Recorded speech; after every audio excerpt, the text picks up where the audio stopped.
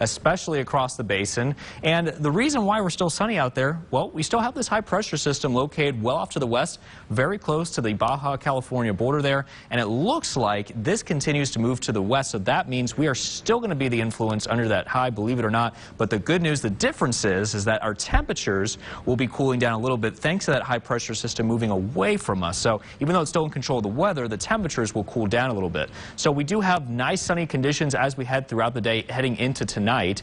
And as we head into tomorrow, there's the moisture that I was talking about here blossoming across just to the west of the upper Trans-Pecos and west of Carlsbad. And meanwhile, the basin's still looking rather dry now. I don't think that moisture is going to make it all the way off to the east. You can see it fading away before it even gets here. But at least there's a sign that, you know, some changes are starting to take effect now. It's not going to be as hot. Therefore, we're allowing a little bit of more moisture as well to take effect because the high's not completely dominating the weather pattern out there. So we have the southerly flow around 5 to 10 miles per hour pretty much everywhere across West Texas. Now, it will be turning a little bit more breezy, though, this afternoon down towards the eastern mountains terrain across Fort Stockton and Dryden, picking up on around 15-mile-per-hour wind speeds out of the south and east. And it looks like this pattern will continue well into tomorrow afternoon. You can see it turning a little bit more breezy, though, across the Permian Basin and across Dryden, picking up on around 15 to 20 mile per hour winds. Heading into Thursday night, a little bit more breezy down towards the mountains compared to everywhere else. We're looking a little bit more on the breezy side in the mountains thanks to the higher elevations. And you can see for your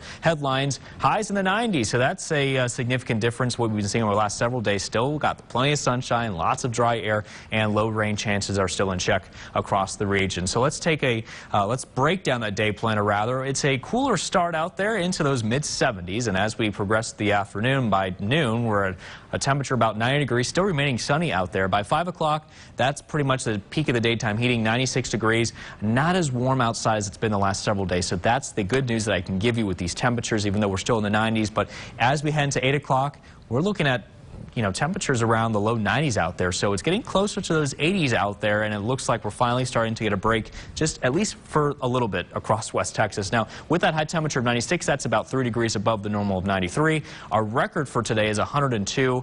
No, I do not think we're going to be approaching that record, so that's the good news, because over the last couple of days, we broke a record and we tied a record. Today, not so much. So we're going to see highs in the mid-90s out there pretty much all across the board in the North Basin. Across the Central Basin, we're going to see highs pretty much into those upper 90s. Some of us approaching the lower 100s, though.